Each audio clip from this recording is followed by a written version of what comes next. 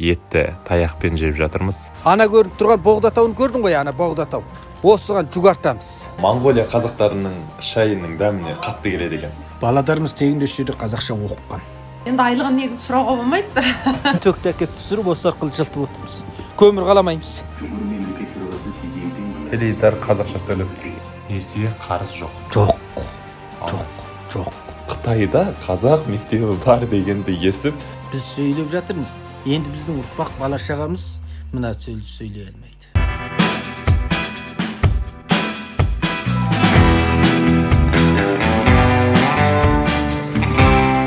Ассалаумағалейкум қарақтарым, қалдарыңыз қалай?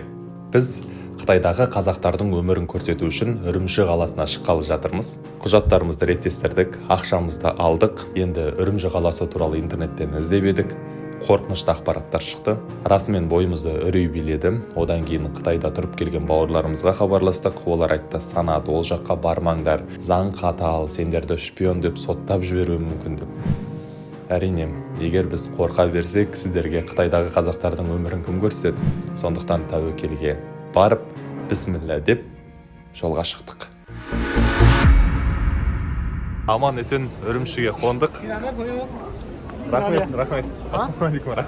Алдымен Қытайдағы қазақтардың тарихына тоқталайық. Бірден айтайын, бұл жердегі бауырларымыз өздерінің ата қонысында. Қазақ тарихындағы күрделі кезең 19 ғасырдың ортасында патшалық Ресей мен Цин империясы Шәуешек келісіміне қол қояды. Осы құжат бойынша Қазақстанның оңтүстік шығысы Қытайға беріледі. Мықтылар әркез үстемдігін көрсетеді. Ресми ақпаратқа сәйкес Қытай елінде 1,5 миллион қазақ өмір сүреді.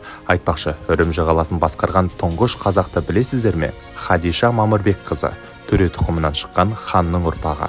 Өзінің көрегенділігі мен білімінің арқасында қазақ қызы Қытай президенті Чан Кайшимен танысып, Алтайдың ар жағындағы қандастарымыздың біраз мәселесін шешкен.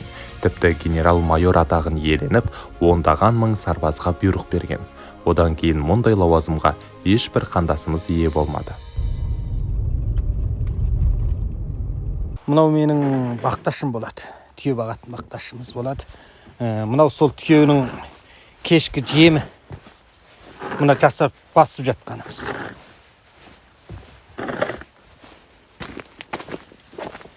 Міне. Мынау 18 тұяқ түйенің бір жолға салатын жемі. Бормүй бар ғой сүрде. Сүрдемді араластырамыз. Міне жем. Жем екеуі негіз мынау бормүй, мынау қона кебек. Өліңген міне жер айырым өзінің қосатын бір жем бар, соны қосып. Сосын мына жерде пісте ма, шемішке? Оны аз қосамыз, көп қоспаймыз. Мынау араласып кеткені ғой міне. Негіз сол сүрдемменен кебек, өлінгенде араласпа жем бар, соны қосамыз. Қанша түйеңіз бар? Қазір қолда сауылып тұрған 18 тұяқ түйе бар. Жалпы? Жалпы сауылып тұрған 18. Енді жиыны даладағы келер жыл туатын түйе 30-ға тарта түйе бар. Сонда бойлағы мен сол дүздің үстінде түйе бар. 110-ға тарта түйе бар. Мынау жаздай жүгартқан бура мынау. Бура.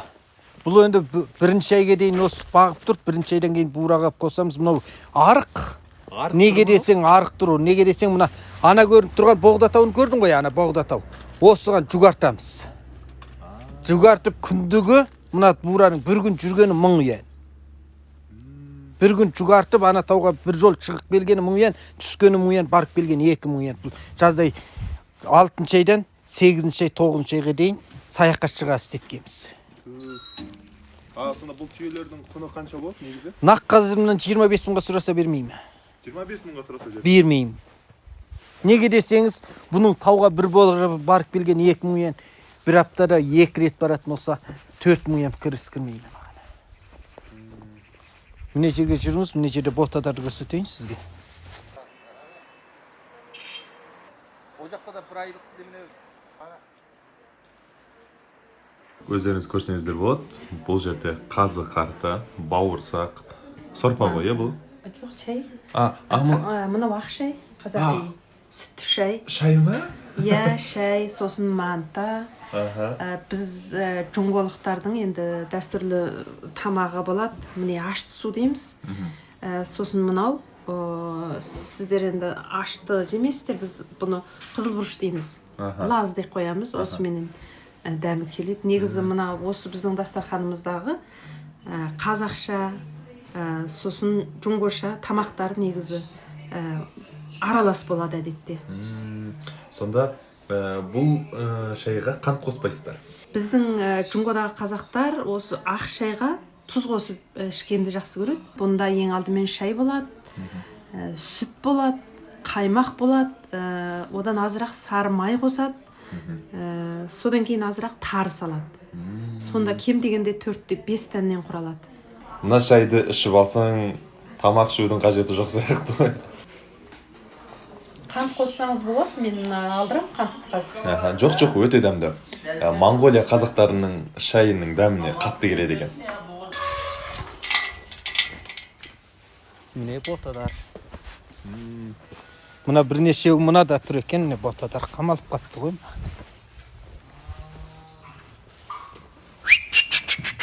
Далаға шықсын.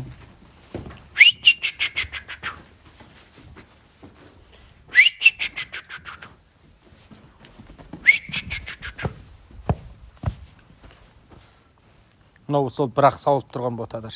Қытай қазақтарының тағы бір ерекшелігі өте қонақжай. Біз келеді деп мал соймақшы болған, бірақ айттық, керек емес. Ниеттеріңізге рахмет. Әрине өзімізді ыңғайсыз сезінеміз ғой. Осындай үлкен құрметке бір жағынан лайықпын ба деп ойлап қоям. Дегенмен пейіл. Рахмет. Мынау жамбас қой. Тарихтан қонағымызға сыйлы қонаққа сады. Шынымды айтсам, бұл жалғыз жолаушы тарихындағы ең қиын сапар. Бізге белгілі бір себептерге байланысты көп адам сұхбат беруден бас тартты. Бұл бола ма сыртқа мынау тарасақ, ай болмайды. Ешқандай не жоқ, қалай болады? Бір мемлекеттен бір мемлекетке мынаны тартып жолдаса. Ал келіскен жандарға үлкен рахмет айтамыз.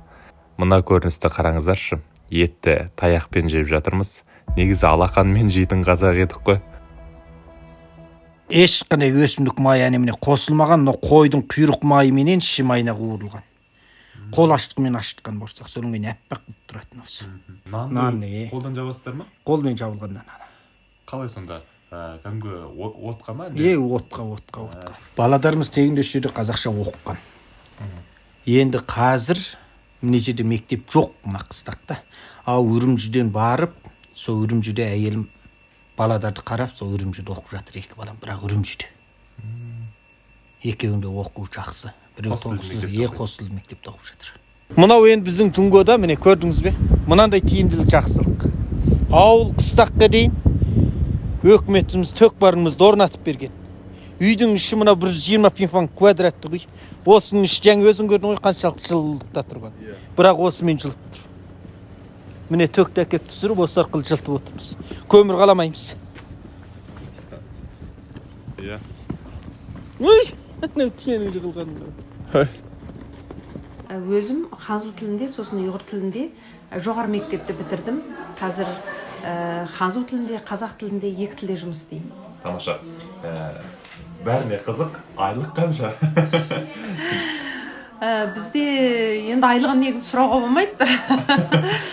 Біз енді мына мемлекеттің өлшемі бойынша осы өлшемі белгіленген кәсіпорындардың, ақпарат баспасөз орындарының белгіленген айлығы бойынша айлық аламыз. Енді Қазақстаннан жоғары, мысалы бізде Қазақстанда орташа жалақы 300 мың теңге дейді осы.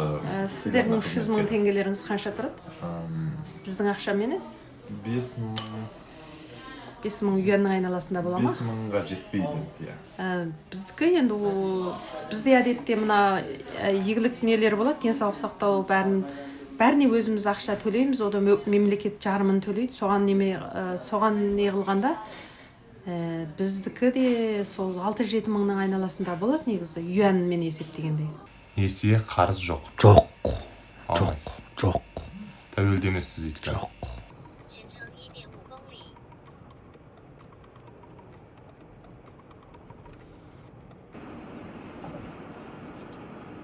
Қазір біз Ағадыр қыстағына барып жатырмыз. Бірнеше сағат болды жүріп келе жатқанымызға. Жолдары кең екен, тегіс. Дегенмен әр жерде бейне бақылау орнатылған, сондықтан жүргізушілер жылдамдықты асырмайды. Есесіне жол көлік оқиғалары да бұл жақта өте сирек болады.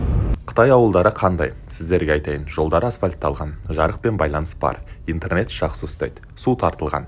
Қысқасы, Қазақстан ауылдарымен салыстырғанда біршама дамыған. Енді жергілікті қазақтардың үйлерін қараңыз. Артық дүниеге қызықпайды. Аса кең де емес, тар да емес. Біздегі сияқты әр шаңырақта 4-5 баладан жоқ қой. Заң ары кетсе 3 балаға ғана рұқсат береді. Бала туғандарға мемлекет тарапынан қаржылық көмек берілмейді. Қымбатшылық заманда 3 баланың өзін көпсінетіндер бар. Сондықтан көп отбасында 1-2 баладан. Қытайдың қазіргі жағдайы туралы келесі шығарылымда толық айтып берем. Қазақтарымызға оралайық. Міне мына жақтағы пешті қараңыздар. Астында күлі. Үсті жағында пештің отыны жоқ.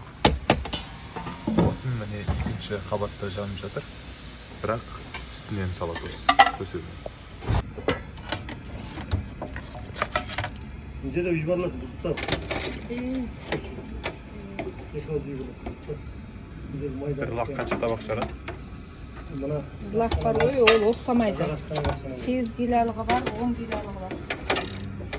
8 килосын 1300-ге береміз, ол 2 табақ шығады. 10 килосын 1550-ге береміз, ол 3 табақ шығады. Лақты толықтай асып дайындайды. Дәмі тіл үйрет, иісі мұрын жарып барады. Осы лақты пісіру арқылы мінекей бір ауыл нәпақасын айырып отыр. Расымен де еңбекқор. Айтпақшы, не үшін лақты қытайлықтар бұлай сүйіп жейді? Өйткені ол өте құнарлы шөптермен қоректенгендіктен еті пайдалы болады екен денсаулыққа.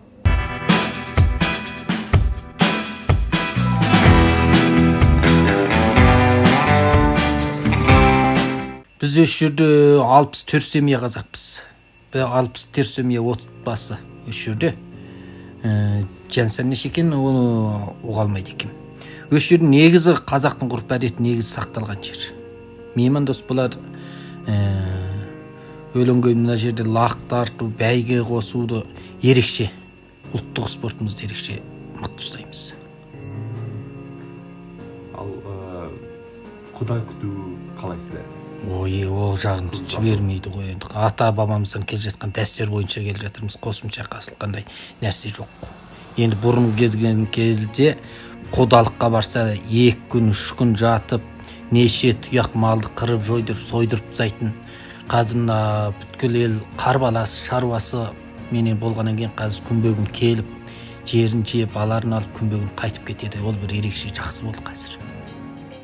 Сұхбат барысында біздің кейіпкерімізге бір адам хабарласып қалды. Сіздер де тыңдап көріңіздер. Қаймағы бұзылмаған қазаққа қалып.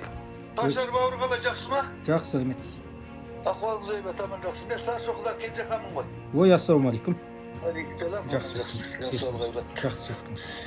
Сізге сөйлескеніміз біріңізді бейсенбі күні мынау Тачан қыстағы бар ғой. Иә. Сөйлемір апамыз төбеді. Иә. Сөйлерге тігемізбен деп тұрмыз, соған ақылдасып ап, қолыңыз сол күнді басқа деңілі қылып беді? Жоқ, деңілі қылған жоқ. Қалай сақтадыңыз осындай тілді? Сіз сияқты сөйлейтіндер кемде-кем? Ой, біздің жерде бірақ сөйлейді. Біз сөйлеп жатырмыз. Енді біздің ұрпақ бала-шағамыз мына сөйлей алмайды. Қолындағы сақинасына көзін түсіп отыр. Бұл қазақы ою-өрнекпен әшекейленген сақина екен. Қайдан алдыңыз бұны? Бізде өзімізде осы қазақша қолөнер бұйымдарын өндіреді. Негізі қазақ бауырларымыз осы өздері осындай әшекейлерді таққанда ұнатады. Бұнда радио 5 тілде жұмыс жүргізеді. Қазақша, ең алдымен Қытай тілінде болады. Одан кейін ұйғыр тілінде, ханзу тілінде, қырғыз тілінде, моңғол тілінде. Cumhur Memleket Төрағасы Си Цзиньпин сөзінде Азия тынық мұхит орта тұлғасын құрудың маңыздылығын баса дәріптеді. Теледидар қазақша сөйлеп тұр. Мәссаған, рас, онда қазақ тілінде телеарна болса мектептер бар ма? Әрине, мектептер бар. Әр қайсы жерлерде қос тілде болады бізде. Демек, қазақ болса қазақ мектебі, ұйғыр болса ұйғыр мектебі бар дейсіз. Әрине. Достар, мен талай елді көріп жүрмін, саяхаттап жүрмін. Мына Ресейде қазақ мектебі жоқ, Қырғызстанда қазақ мектебі жоқ, Ал Қытайда қазақ мектебі бар дегенді естіп, мен кәдімгідей таңғалып отырмын. Мынаған 5 жылқы 3 сиыр сыймайды мынаған. Қазір міне қараш, бір навадан 2, 4, 6, 8, 9, 10 түйе жем жеп тұр міне.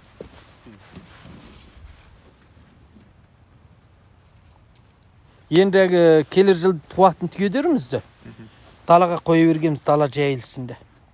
Оны сол 3-ші айда туатын кезінде кеп қораға бағып, қарап туғызып аламыз. Одан бері қарай сол дала жайылысымен жүреді түйеміз.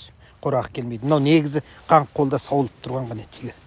Өздеріңіз ойлап көріңіздер, Қытайда миллиардтаған адам тұрады. Жер тар, сол аумақта 100-ден астам түйе асырап отырған қазақ. Миллионер қазақ. Осыдан кейін біздің ұлтты біреу жалқау деп айтсыншы. Мен бір нәрсені анық білем, еңбектің жемісі бар, 4 түлікте еңбек еткен жанға бітеді.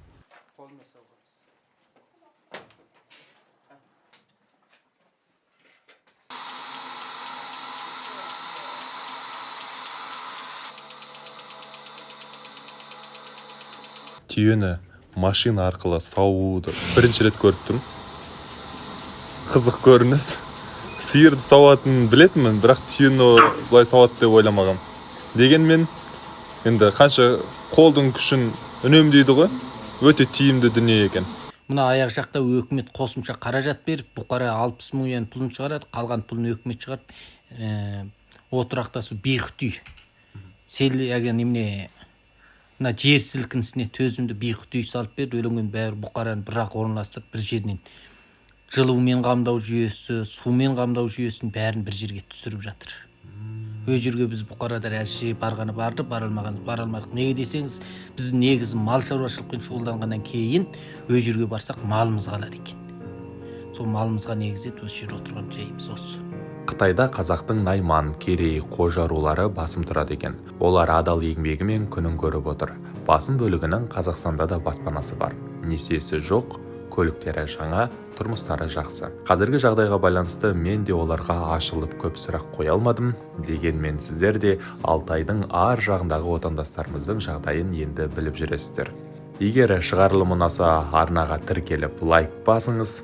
Жалғыз жолаушының ары қарай дамуына үлес қосам десеңіз, төмендегі Каспи нөмір арқылы қолдауларыңызды сұраймыз. Және бізді қолдаған адамдардың аты жөні келесі шығарылымда міндетті түрде айтылады. Сіздермен саяхаттаған менің жұбайым Жаңабике және мен Санат, жақсы адамдардың санатында болыңыз.